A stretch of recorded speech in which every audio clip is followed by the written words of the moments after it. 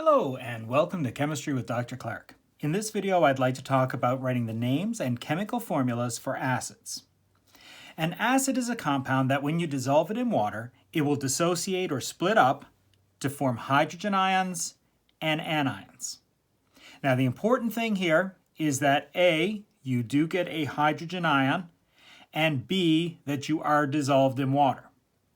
So if you look at a few examples that I have here, if you talk about hydrochloric acid, HCl, you'll note that I have written the AQ afterwards, which is indicative that it has been dissolved in water.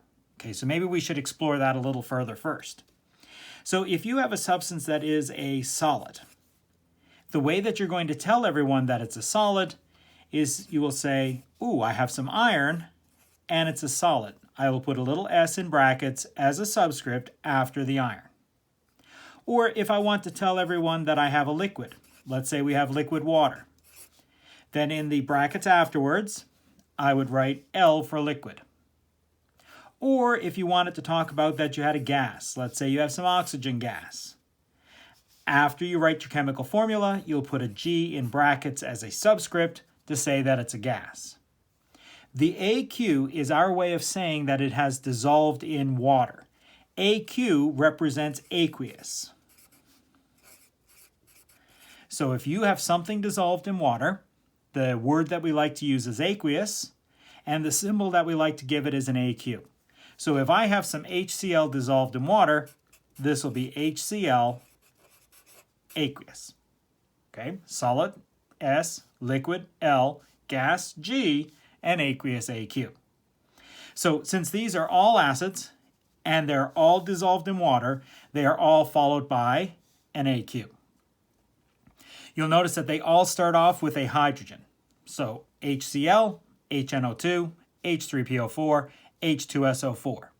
In order to be an acid, you have to be able to break up, dissociate, to give me an H plus and a leftover piece. And you can see what the leftover pieces are, right? This would give me a leftover chloride. This will give me a leftover nitrite. This is a leftover phosphate, and this is a leftover sulfate. Now, acids are pretty important in the world of chemistry, so when I write the chemical formula, I really want it to stand out and be seen that it's an acid. I don't want it to be missed.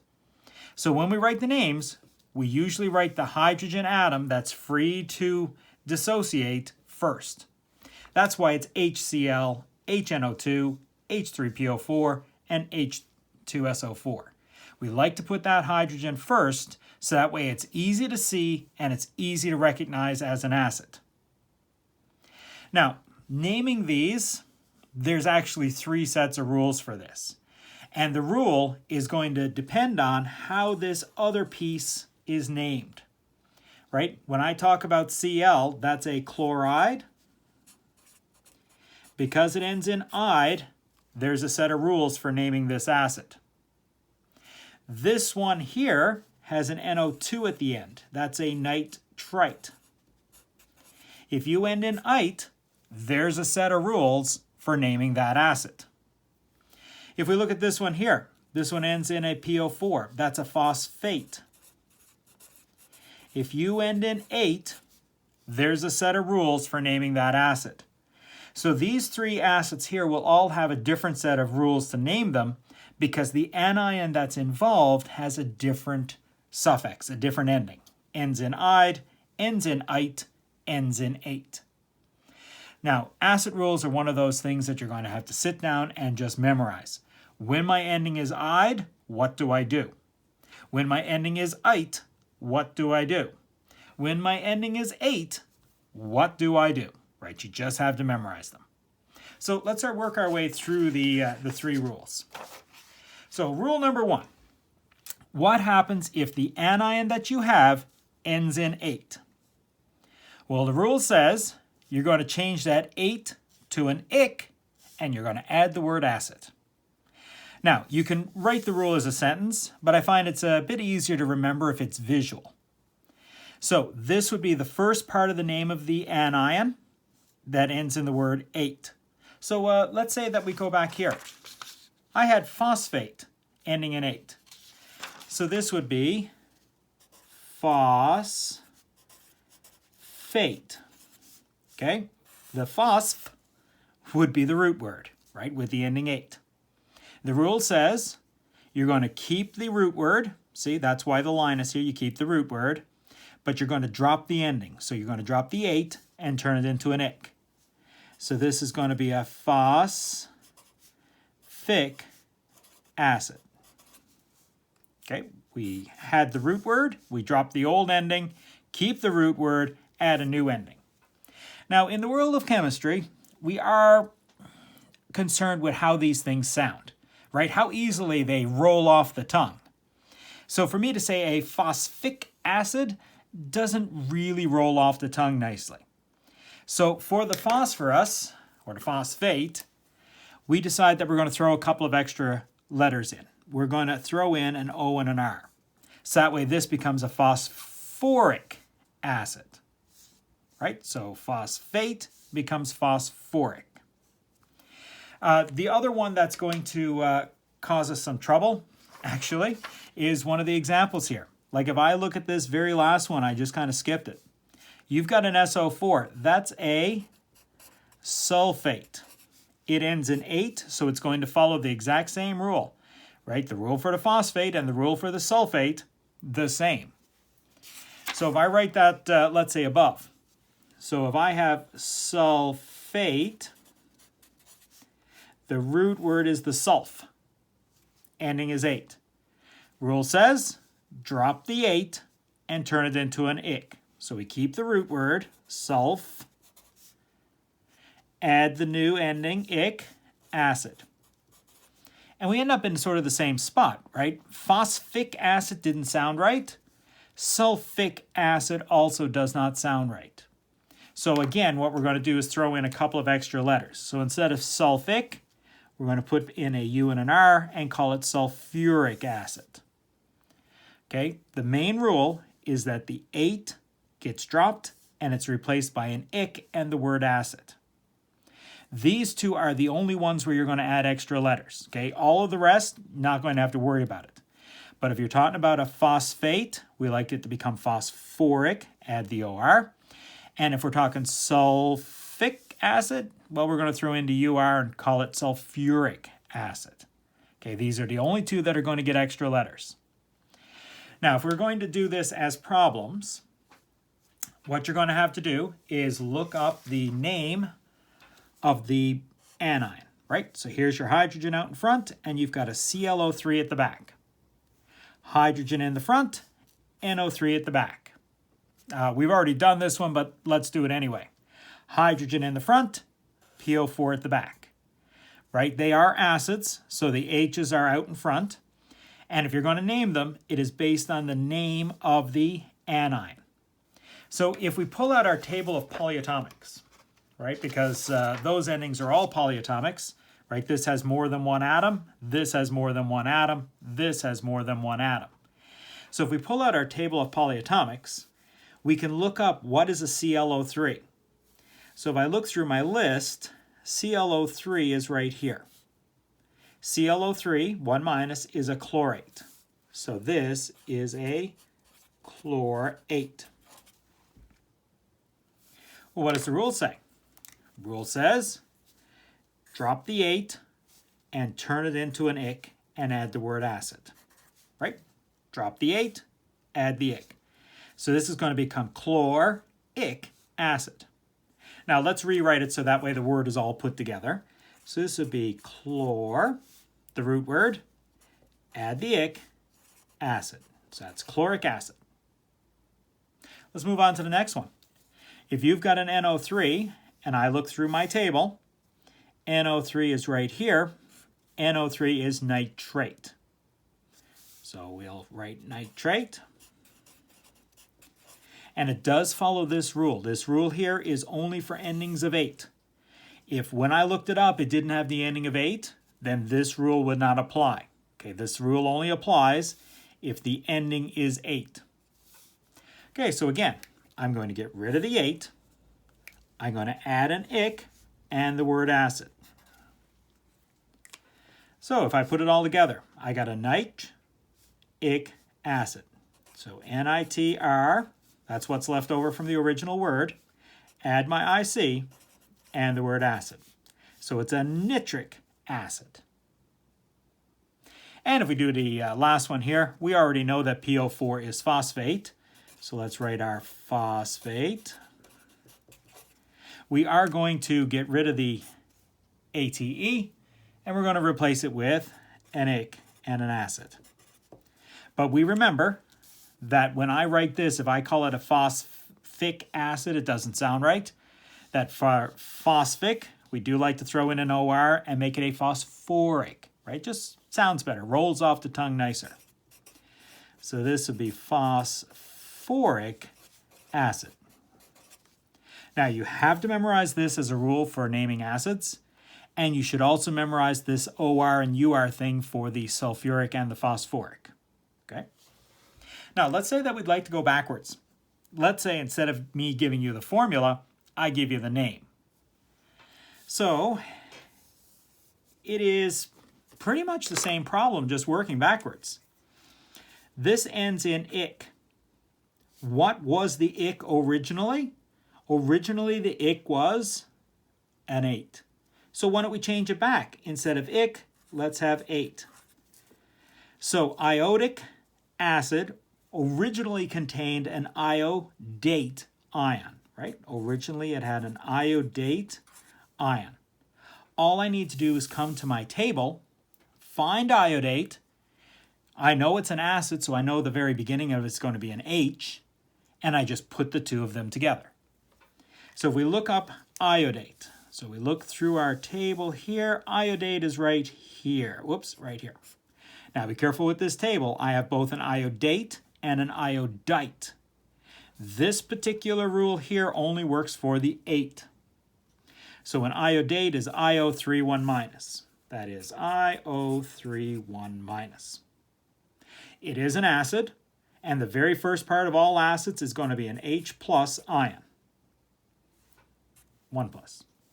Now, if you think back to your naming of ionic compounds, the easiest way to name an ionic compound is to take the two charges and switch them. That'll tell you how many of each one you have. So, because the charge on an iodate is 1-, I'm going to have 1 hydrogen. But I don't need to write the 1s because we don't write 1s in chemical formulas. When I write the IO3, since the charge on a hydrogen is +1, that means I only need 1 of these. And again, if you've only got 1, you don't need to write the 1. So this would be an HIO3. Now the other way to think of it is this is a perfect match, right? When you're making ionic compounds, the total amount of positive and the total amount of negative have got to balance out. So if you've got a 1+ and a 1-, that's a perfect match. So you only need 1 H and 1 IO3. Now for this here, because it is an acid, you do have to tell me that it's an AQ, right? You have to include that at the end. Okay, let's try a second one. Let's say that we were going to do some perchloric acid. Again, if you want to write out the chemical formula, you have to know what you started with.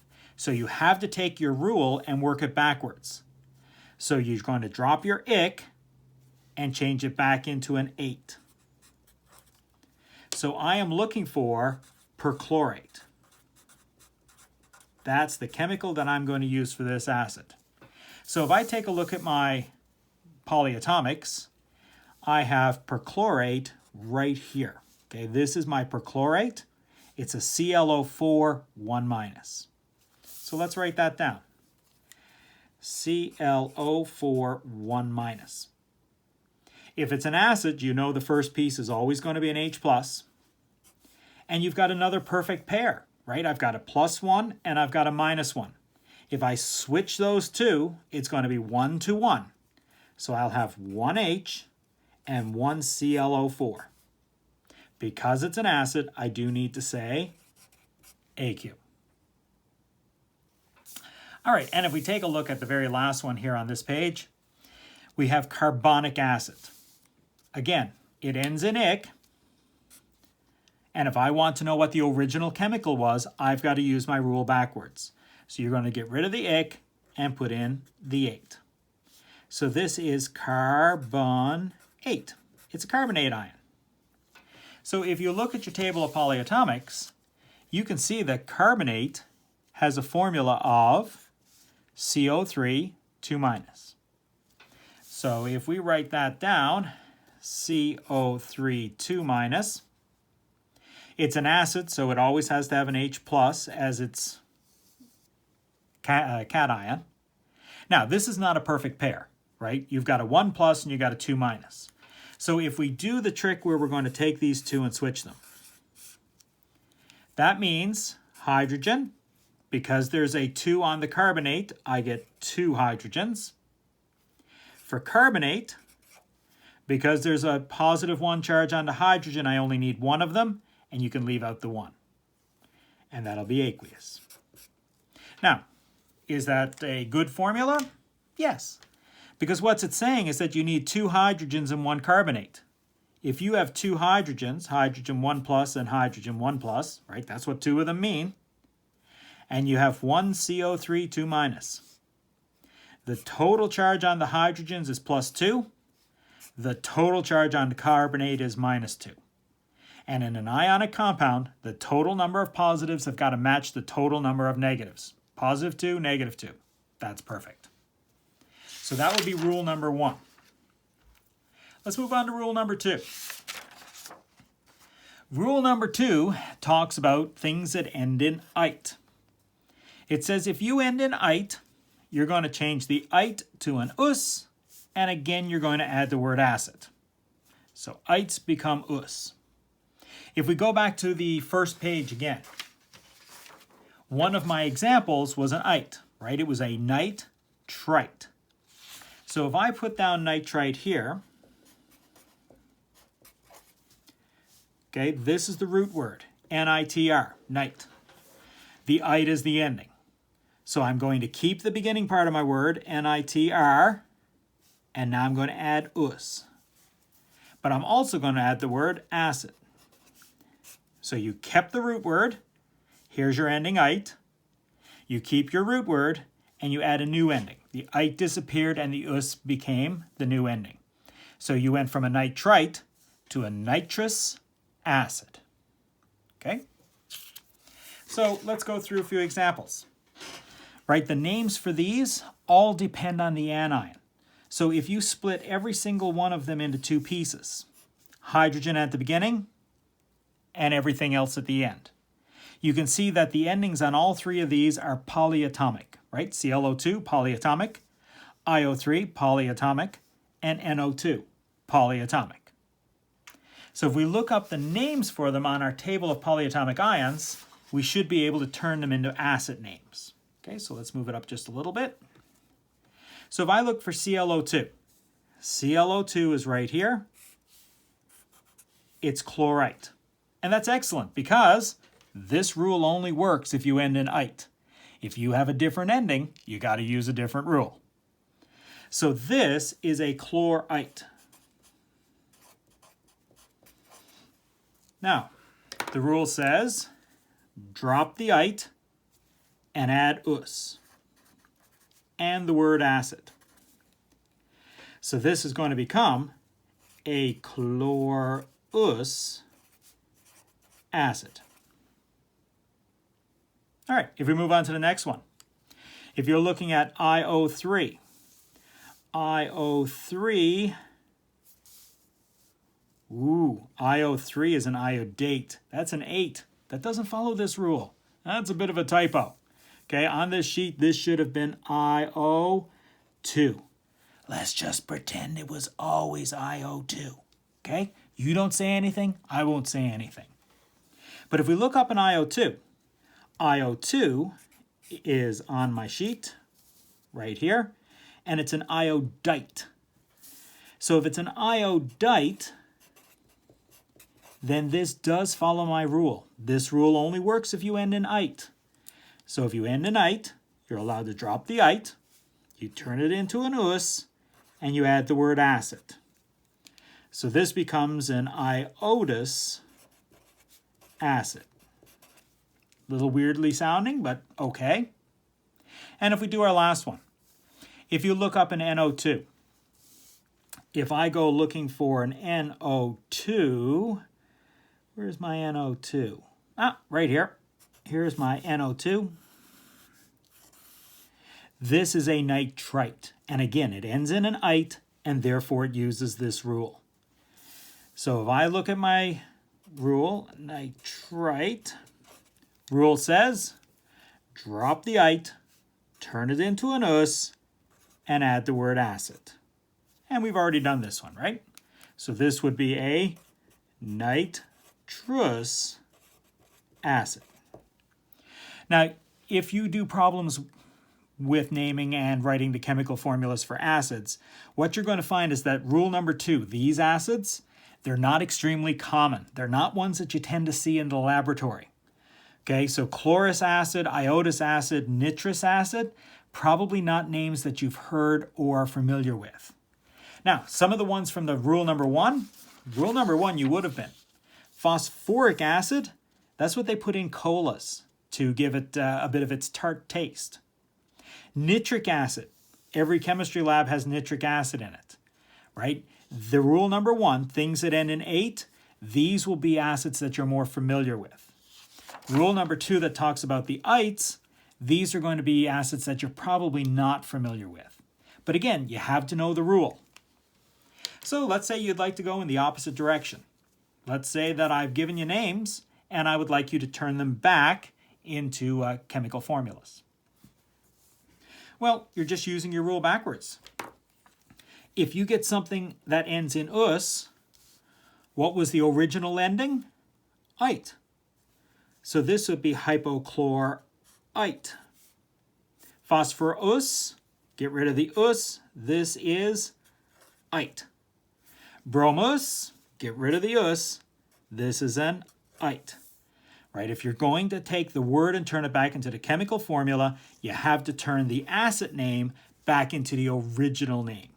So I'm looking at an acid that involves hypochlorite, an acid that involves phosphorite. Now remember, this one we added a couple of extra letters, so it's just really phosphite, and bromite. Right? So we're going to look up each of those on our table. Okay, so if I look up hypochlorite, hypochlorite is here. Hypochlorite is a ClO1 minus. There we go. Now, while I've got my table, let's look them all up. Okay, this was phosphorus. I changed the us back to an ite, and I dropped the extra letters. Remember, phosphorus, we add an extra OR. So if I look up phosphite, phosphite is right here. It's a PO4 3-. And if I look up bromite, bromite would be right here on my polyatomic ions table. So BrO2 1-. Okay, now is the easy part. These are the anions for the acid. The cation for the acid will always be an H1+. That's what makes it an acid. Hydrogen, 1+. That's what makes it an acid. Hydrogen, 1+. That's what makes it an acid. And then it's just a matter of crossing. Now for some of them, you could skip that, right? I've got an H that's a 1+. I've got a chlorite that's a 1-. This is a perfect pair. The +1 and the -1 match. So for this one, I just need one of each. HClO. It is an acid, and therefore I have to say aqueous. If we look at the last one, it's also like a perfect pair. It's a perfect match. You've got a +1 and a -1, right? They match exactly. They'll cancel each other out. So for this acid, again, you only need one of each. One H and one BrO2. And it's an acid, so it is aqueous. This is not so much of a perfect pair. You've got a +1 and a -3. So if I do my little trick of taking the charges and using them to tell me the numbers by crossing them, I can see that hydrogen needs to have 3, right? Phosphate has a 3- charge, so that means I got 3 hydrogens. The phosphate, the charge is 1, so I only need 1 of them. And again, this makes sense if you think of it as I have 3 hydrogens. H+, H1 plus, and H1 plus, and your phosphate is PO4, 3 minus. You got a total of 3 positive charges, positive 1, positive 1, positive 1, and you've got 3 minus. So as long as the two charges balance and cancel each other out, you know that your formula is good. All right, last rule. Rule number 3 occurs when your anion ends in "ide." Now this rule requires a little bit more than the last two. You're still going to do a change. You are still going to change your suffix from "ide" to something new, "ic." Now hold on, hold it. That sounds familiar. In rule number 1, didn't I do something similar? Remember when I had an 8 and I changed the 8 to an "ic"? Now I'm changing an "ide" to an "ic", right? So I'm using the same suffix. I'm doing some recycling here. Well, you can't have two different rules that are exactly the same. So how do we make them different? The way that we make it different is that for these, we also have a prefix. We're going to throw in the word or the prefix hydro. So let's say that I have an acid. I don't know. Let's say I have sulfide. Okay, that's a chemical. It's an anion that ends in "ide." The rule says keep your root word, but you're going to get rid of the old ending of "ide." So I'm going to have sulf. Now the old ending of "ide" goes away and you get a new ending of "ic." But you also get a prefix, so it's also going to be a hydro in front. And we did say that both sulfur and phosphorus, we throw a few extra letters in, so a UR here, and the word acid. So this would be a hydrosulfuric acid. You do have a changing of the suffix. The "ide" does become "ic", but you also are going to throw in a hydro at the beginning, so that's a prefix. That allows us to recycle the ending, right? Rule number 1 said that you're allowed to turn an 8 into an "ic". Now we're saying that you can turn an "ide" into an "ic", but you have to put the word hydro in front. That's how they're different, right? They both end in "ic", but the original "ide" also gives you a hydro. Okay? It's chemistry. Lots of times the rules are going to be really, really similar. Like there's only 3 rules. You think that we'd be able to come up with 3 different suffixes. But we couldn't. We ended up recycling the "ic". But to make these two stand out so that way they're different, the rule with the "ide", you also get a hydro. So you get the "ic" ending, but you get a hydro out in front as well. All right, so let's do our examples. If we split the hydrogens off of all 3, we can see that we don't have polyatomics anymore, right? The anion here is just a Cl, a chloride. The ending here is just an I. The ending here is just a P. So we're not really on our polyatomic ions table. Now we're back to our periodic table. So if we pull out our periodic table and we move the whole thing up a bit. Okay, just like before, if you want to name an acid, you have to tell me what the anion is, and then you have to make the changes. So the anion here is Cl. Cl is chlorine, but remember, if you are on the nonmetal side of your table, the nonmetals tend to change their names. So it's not chlorine, it's chloride. So this would be a chloride. What does the rule say? Rule says if you end in "ide", change the "ide" to an "ic", so that's an "ic", add the word acid at the end, and put a hydro out in front. So hydrochloric. And if we rewrite it as all a single word, we'll say that this is hydrochloric acid. And out of all the acids in the world, this one's our favorite. If you're in a chemistry laboratory, this is the one that you'll use guaranteed. We love this one. Okay, so let's move on to the next one. I, in my periodic table, is an iodine. But when it's used here as an ionic anion, right, it's negatively charged, it gets a name change. Iodine is the element, Iodide is the ion, right? This becomes ionic. So this would be an iodide. Again, it ends in "ide."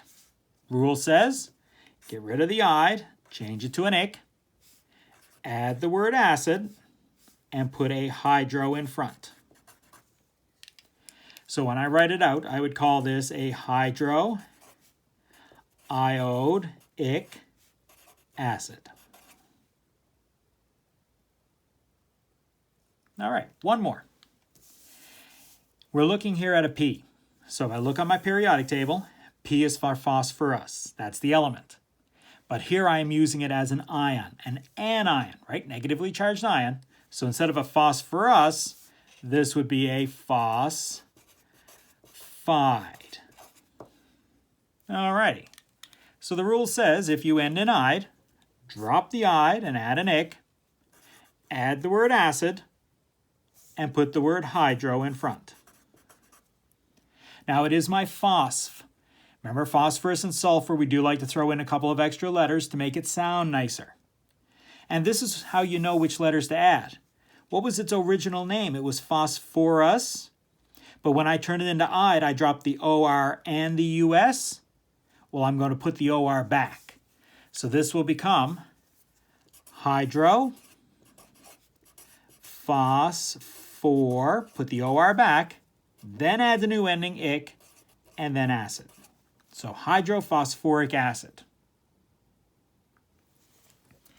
All right, and the last thing we'd like to do is go in the opposite direction.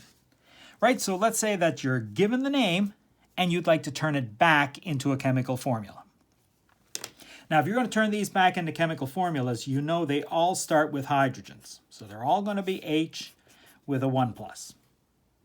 All you need to do is figure out what is the second piece to the chemical formula. Now, you have to be careful. When you look at this and you see "ic," ics can become two things. They can either become eights, right? Ics can become eights, or an "ic" can become an "ide." How do you know which one you got? The presence or absence of a hydro. If it's just "ic," then it becomes an 8. But if it's an "ic" and there's a hydro out in front, then it becomes an "ide." So when I look at this, I've got a hydro and an "ic." So the hydro and the "ic" turns this into a fluoride, right? If you got an "ic" and a hydro, the original ending was "ide." So for this one, I got a hydro and an "ic." So this would have been nitride. If I look at this one, hydro in front, "ic" at the end, this would be a cyanide. Right? If you have the hydro and the "ic," the original ending was "ide." Now all you have to do is look up these anions, do your little crisscross thing, and write your formula. Okay, so let's look at my periodic table. Fluoride, that was fluorine. Fluorine is the element, fluoride is the ion. So this is going to be an F. Fluorides are -1. That's a perfect match. You've got a +1 and you've got a -1. If you've got a +1 and a -1, you just need one of each, and you're done. Now it is an acid, so we should call it aqueous. If I look up the nitride, let me move it up a bit. Nitride comes from nitrogen. Nitrogen is the atom, nitride is the ion. Now maybe we should talk a bit about charges. Okay, I do have a video that talks about how you predict the charges on ionic compounds. If this next little piece of putting charges here seems a little unfamiliar, you might want to pause, pop back to the video that talks about determining charges on ions, and then come back. But the charges would be +1 for this column, +2 for this column, +3 for this column, -3, -2, -1. In this column, when these elements form ions, they gain a -3 charge. So this will be a nitrogen with a -3 charge. Now you can see that that's not a perfect pair. So if we're going to do our crisscross thing, charge on the hydrogen tells me how many nitrogens, charge on the nitrogen tells me how many hydrogens. So I'm going to get 3 hydrogens and I'll get 1 nitrogen, but I'm not writing it down. And it is an acid, so let's call it aqueous. Now, the last one I did throw something a little different in. If you go looking for cyanide, cyanide is not on your periodic table. Cyanide is a polyatomic. Now, most of the polyatomics end in ate or ite. So your polyatomics tend to do rule number 1 and rule number 2. But there are a couple of ides hiding here, right? Hydroxide, thiocyanide, and cyanide. So there are a couple of ides here. The majority of them are on your periodic table, but you will find a couple here. So rule 1, only polyatomics. Rule 2, only polyatomics. Rule 3, periodic table or polyatomics. You got to go looking. So if I look up my cyanide, that's a Cn-1. So if I put in my Cn-1, you can see again I have a perfect pair, +1, -1. So 1H, 1Cn, and it is an acid, so it does go aqueous. Now that's your 3 rules for naming acids. My suggestion, go back to the beginning of the video, go through it, pause it, attempt to do all of the naming yourself and all of the chemical formulas yourself, then let the video play so that way you can check your answers. You need to be really good with each of the rules individually because most likely whoever's giving you questions on these will mix them up. So you might have a rule 1 question followed by a rule 2, followed by a rule 1, followed by a rule 3, right? So you're really going to have to be vigilant of what is the ending and therefore what rule you're going to use. As always, thank you for joining me here at Chemistry with Dr. Clark.